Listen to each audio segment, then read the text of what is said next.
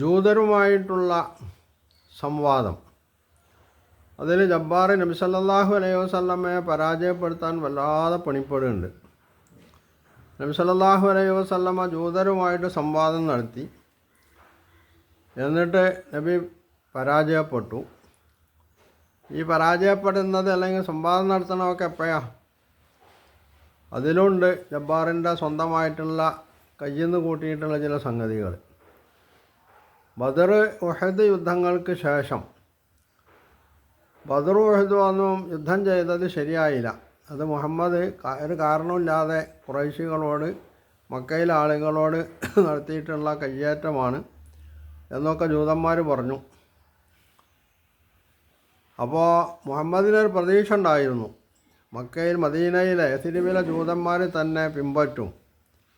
അപ്പോൾ ഈ ഒരു പ്രതീക്ഷ അദ്ദേഹത്തിന് നഷ്ടപ്പെട്ടപ്പോഴാണ് അദ്ദേഹം ജൂതന്മാർക്കെതിരിൽ പിന്നെ ജൂതന്മാർ അദ്ദേഹത്തെ വിമർശിക്കാനും തുടങ്ങി.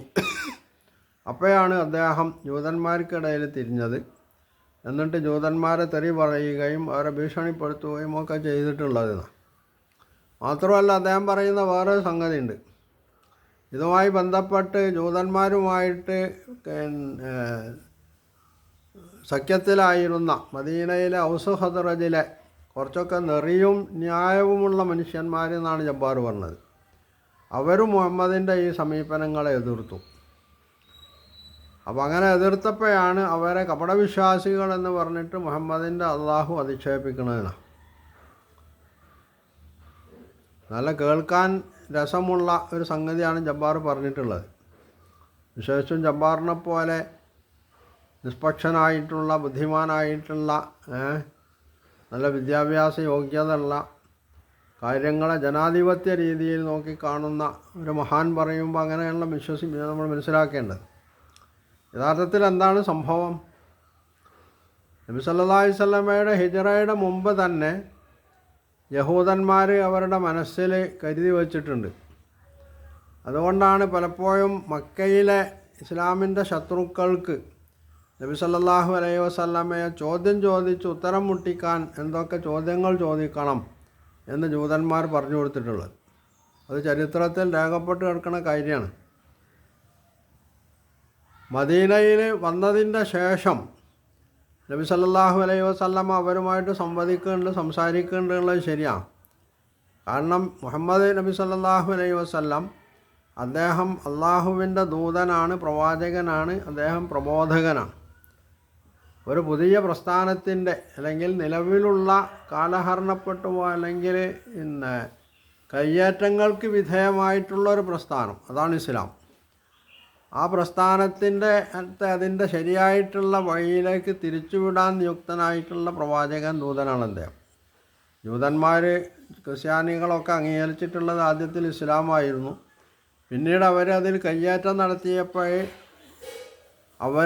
അവരിലൂടെ അള്ളാഹു ലോകത്തിന് നൽകിയിട്ടുള്ള വേദങ്ങൾ അത് തിരുത്തി എഴുതപ്പെട്ടപ്പോൾ അങ്ങനെ തിരുത്തി എഴുതപ്പെടാത്തൊരു വേദം, ലോകാവസാനം വരെ നിലനിൽക്കുന്ന ഒരു വേദം, അതുമായിട്ടാണ് അള്ളാഹു മുഹമ്മദ് നബി സല്ലല്ലാഹു അലൈഹി വസല്ലമയെ നിയോഗിക്കുന്നത്.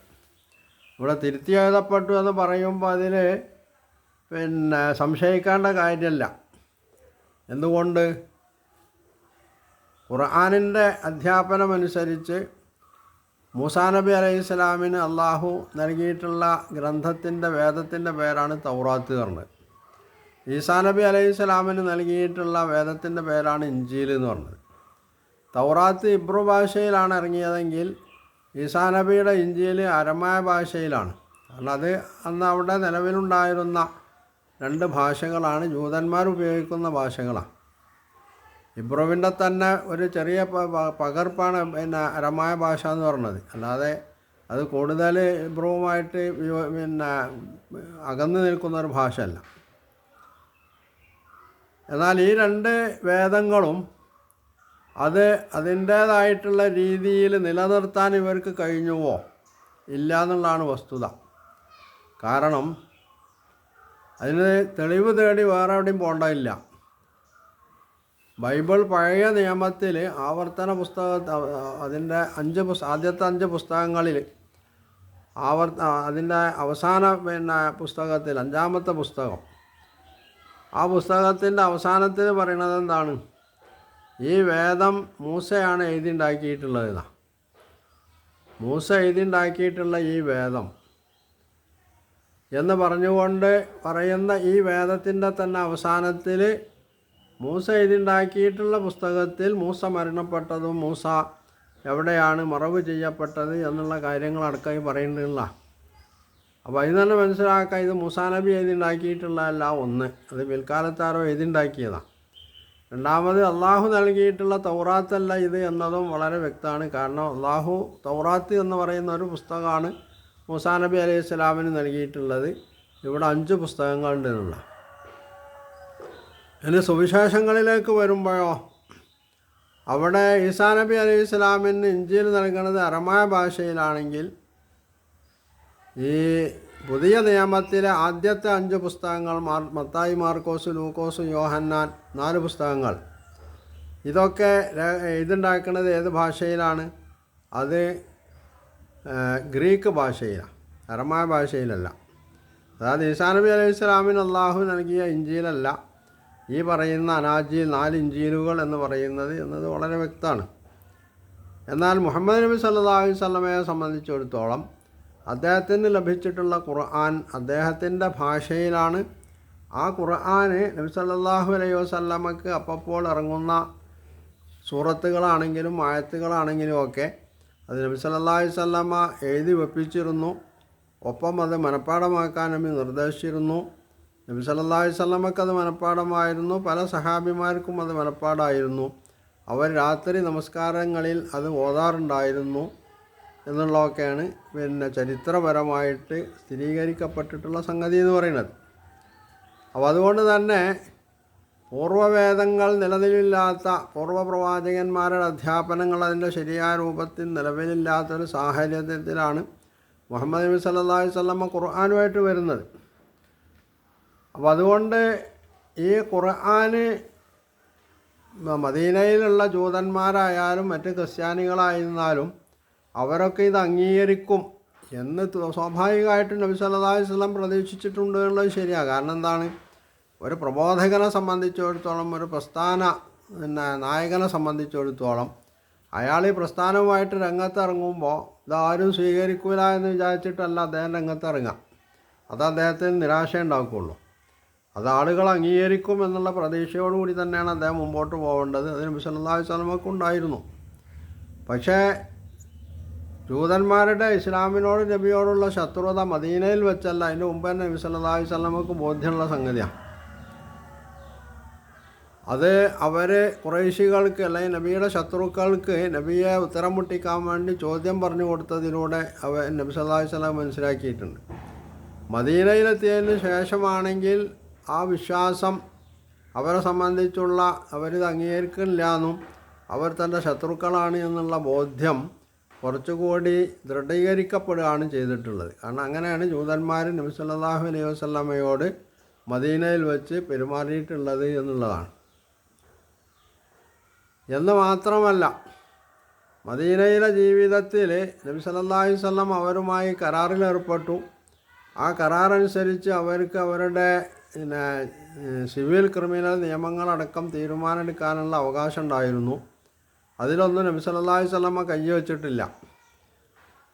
എന്നാൽ ആ കരാറിലുണ്ടായിരുന്ന ഒരു വ്യവസ്ഥ അവർ ലംഘിച്ചു. അതായത് അന്തിമ തീർപ്പ് മുഹമ്മദ് നബി സല്ലല്ലാഹു അലൈഹി വസല്ലമയുടെ കയ്യിലാണെന്നും മദീനയെ ആകെ ആക്രമിക്കാൻ വന്നാലും അവരുമായിട്ട് പൊരുതേണ്ടത് എല്ലാവരുടെയും ബാധ്യതയാണ് എന്നുള്ള രീതിയിലാണ് ആ കരാറുണ്ടായിരുന്നത്. ഇവിടെ ഉഹദിൽ എന്തായിരുന്നാലും നബി സല്ലല്ലാഹു അലൈഹി വസല്ലമ അവരുടെ സഹായം തേടിയിട്ടില്ല. കാരണം അവിടെ യുദ്ധത്തിനൊരുങ്ങിയല്ല പോണത്.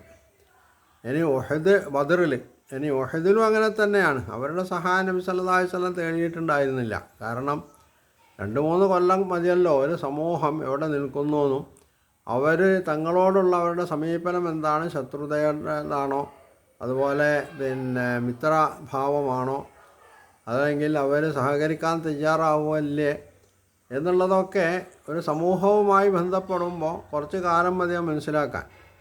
അപ്പോൾ അവരിൽ നിന്ന്, അവരുടെ ഭാഗത്തു നിന്ന് അങ്ങനെയുള്ളൊരു സഹകരണം ഉണ്ടാവില്ല എന്ന് നബി സല്ലല്ലാഹു അലൈഹി വസല്ലമക്ക് അറിയാം. അതറിഞ്ഞുകൊണ്ട് തന്നെയാണ് നബി സല്ലല്ലാഹു അലൈഹി വസല്ലം അവരുമായിട്ട് സൗഹൃദത്തിന് മുമ്പോട്ട് പോയിട്ടുള്ളത്. ജബ്ബാർ പറഞ്ഞനുസരിച്ച് സംവാദം നടക്കുമ്പോൾ നബി സല്ലല്ലാഹു അലൈഹി വസല്ലം അവരോട് തട്ടിക്കയറുകയോ അമാന്യമായി പെരുമാറുകയോ ചെയ്തിട്ടില്ല എന്നുള്ളതാണ്. പക്ഷേ ജബ്ബാർ പറയുന്നത് നബി സല്ലല്ലാഹു അലൈഹി വസല്ലമയുമായുള്ള സംവാദത്തിൽ നബി സല്ലല്ലാഹു അലൈഹി വസല്ലം തോറ്റു, ജൂതന്മാർ ജയിച്ചു. ജൂതന്മാർ തന്നെ വിശ്വസിക്കുന്നു നബി സല്ലല്ലാഹു അലൈഹി വസല്ലമക്ക് പ്രതീക്ഷ ഉണ്ടായിരുന്നു, ആ പ്രതീക്ഷ നഷ്ടപ്പെട്ടു. അപ്പോഴാണ് നബി സല്ലല്ലാഹു അലൈഹി വസല്ലമ ജൂതന്മാരെ ആക്ഷേപിക്കുകയും മറ്റുമൊക്കെ ചെയ്യണമെന്നാണ്. യഥാർത്ഥത്തിൽ അങ്ങനെ ഒരു ആക്ഷേപം നബി സല്ലല്ലാഹു അലൈഹി വസല്ലം ഉന്നയിച്ചിട്ടുണ്ടോ എന്ന് ചോദിച്ചാൽ ഇല്ല. വിശുദ്ധ ഖുർആനിൽ പറഞ്ഞ സംഗതി ഇവരെ ആക്ഷേപിക്കുക എന്നതല്ല. അവർ കാലങ്ങളായി മൂസാ നബി അലൈഹി സ്വലാമിൻ്റെ കാലം തൊട്ടേ അവരുടെ നിലപാട് എന്തായിരുന്നു? ഈജിപ്തിലെ അടിമത്വത്തിൽ നിന്ന് അവരെ രക്ഷിച്ചു കൊണ്ടുവന്ന രക്ഷകനാണല്ലോ മൂസാ നബി അലൈഹി സ്വലാം. ആ രക്ഷകനോട് പോലും അവർ സമീപിച്ച സമീപനം എന്തായിരുന്നു എന്ന് വ്യക്തമാക്കിക്കൊണ്ടാണ് വിശുദ്ധ ഖുർആൻ അവരെ ശപിക്കുകയോ അള്ളാഹുവിൻ്റെ കോപം അവർക്ക് മേൽ വർഷിച്ചുകൊണ്ടിരിക്കുന്നുണ്ട് എന്നുള്ള സംഗതി. ലോകത്തെവിടെയായിരുന്നാലും അള്ളാഹുവിൻ്റെയും മനുഷ്യരുടെയും സഹായത്തോടു കൂടിയല്ലാതെ ജൂതന്മാർക്ക് നിലനിൽപ്പില്ല എന്നുള്ള സംഗതികളൊക്കെ അവരോട് പറയുകയും എന്നിട്ട് അതിൻ്റെ അടിസ്ഥാനത്തിൽ അവരെ ഗുണദോഷിക്കുകയും ഒക്കെ നബി സല്ലല്ലാഹു അലൈഹി വസല്ലം ചെയ്തിട്ടുള്ളത്. ഈ ഘട്ടത്തിലൊന്നും യഥാർത്ഥത്തിൽ നബി സല്ലല്ലാഹു അലൈഹി വസല്ലമ ജൂതന്മാർക്കെതിൽ ഒരു നടപടിയും സ്വീകരിച്ചിട്ടില്ല.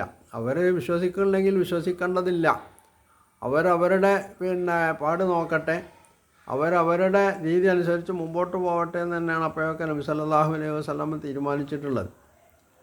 നബി സല്ലല്ലാഹു അലൈഹി വസല്ലം അവർക്കെതിരെ നടപടിയെടുക്കാൻ തുടങ്ങിയത് എപ്പോഴാണ്?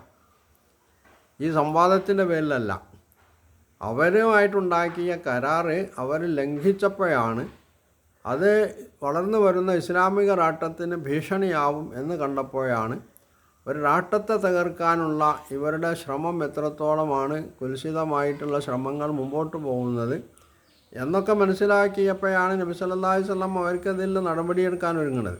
അല്ലാതെ നബി സല്ലല്ലാഹു അലൈഹി വസല്ലം പെട്ടെന്നൊരു സുപ്രഭാതത്തിൽ എന്തോ തീരുമാനിച്ചു കേട്ട് അവർ നാട് കടത്താൻ തീരുമാനിക്കുകയായിരുന്നില്ല. ഇതൊക്കെ ഉള്ളതോടൊപ്പമാണ് ജബ്ബാർ നബി സല്ലല്ലാഹു അലൈഹി വസല്ലമയെ ഏറ്റവും വലിയ ഭീകരവാദിയും മറ്റുമൊക്കെ ആക്കി ചിത്രീകരിക്കുന്നത്. അത് ജബ്ബാർ അങ്ങനെ ചിത്രീകരിക്കേണ്ടതുണ്ട്, അപ്പോഴേ ജബ്ബാറിൻ്റെ കച്ചവടം നടക്കുകയുള്ളൂ. അതുകൊണ്ടാണ് ജബ്ബാർ അങ്ങനെയൊക്കെ പറഞ്ഞുകൊണ്ടിരിക്കുന്നത്. ഇവിടെ അതിശയകരമായിട്ടുള്ള മറ്റൊരു സംഗതി ഉള്ളത്, ഇങ്ങനെയൊക്കെ നബി സല്ലല്ലാഹു അലൈഹി വസല്ലമയെ തെറി പറയുന്ന ജബ്ബാർ ഒരു പ്രാവശ്യമെങ്കിലും ഏതെങ്കിലും ഒരു രംഗത്ത് നബി സല്ലല്ലാഹു അലൈഹി വസല്ലമ ശത്രുക്കളുടെ മർദ്ദനമേറ്റതായോ നബി സല്ലല്ലാഹു അലൈഹി വസല്ലമയെ അവർ നാട്ടി ഓടിക്കാൻ ശ്രമിച്ചതായോ എവിടെയും ജബ്ബാർ പറഞ്ഞു കാണില്ല. കാരണം അത്രക്ക് നബി സല്ലല്ലാഹു അലൈഹി വസല്ലമയോട് ഇസ്ലാമിനോട് വിരോധം പുലർത്തുന്ന, കലിപ്പ് വെച്ച് പുലർത്തുന്ന ഒരു പമ്പര വിഡ്ഢിയാണ് യഥാർത്ഥത്തിൽ ജബ്ബാർ എന്ന് പറയുന്ന ഈ രണ്ട് കാലിൽ നടക്കുന്ന ഈ സാധനം എന്നാണ് നമ്മൾ ഇവിടെ മനസ്സിലാക്കേണ്ടത്.